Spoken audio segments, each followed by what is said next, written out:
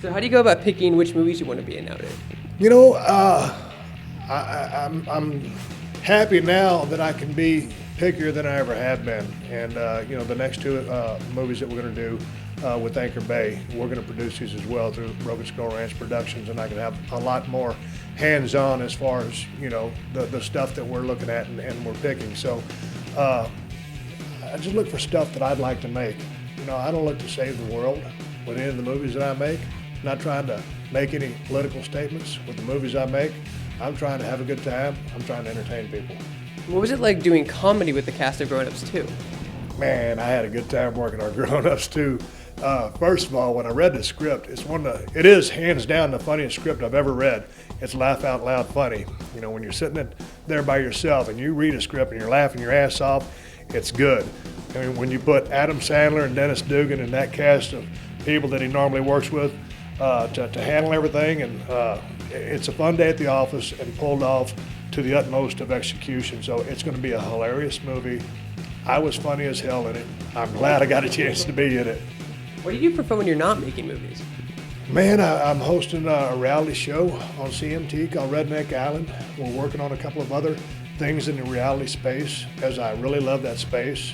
I hang out at my ranch in Texas, the Broken Skull Ranch, where I hunt and fish and ride four-wheelers.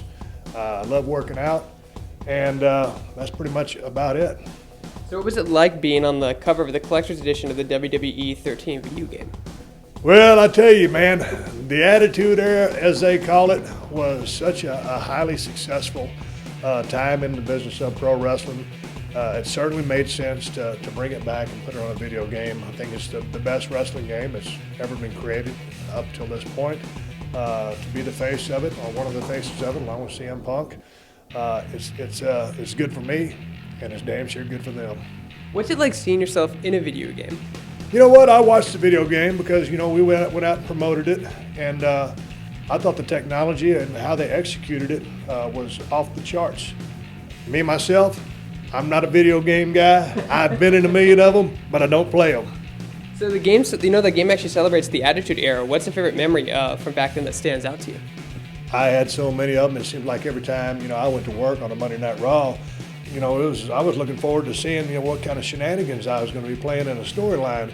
But just going to work every night, just being on the road and getting in the ring every night was probably the biggest fun of all, and hanging out with the guys and just living that life was my dream, and I had a good time doing it. What are your thoughts on what they can do with WWE video games nowadays? What's that? What are your thoughts on how they can do what they can do with video games nowadays? Man, I tell you what, it's just like anything. Technology keeps getting better and better, and the things that they're able to pull off and accomplish just keep setting the bar higher and higher. And every time they raise that bar, there's someone with a bunch of money in their hand ready to buy that product. And what role do you feel WWE video games plays in connecting fans to the sport? Well, I think, and specifically with WWE 13, where you can make your own matches, pick someone from the past with one of the current superstars on the roster right now. It's very, the fan can make the matches. So it's very interactive from that standpoint. And man, I tell you what, wrestling has so much history, going back to the old days, the 40s and 50s, and really even before that, but when it started being on TV, and people sat around together when TV came along and watched it together. And it's something that families still do to this day.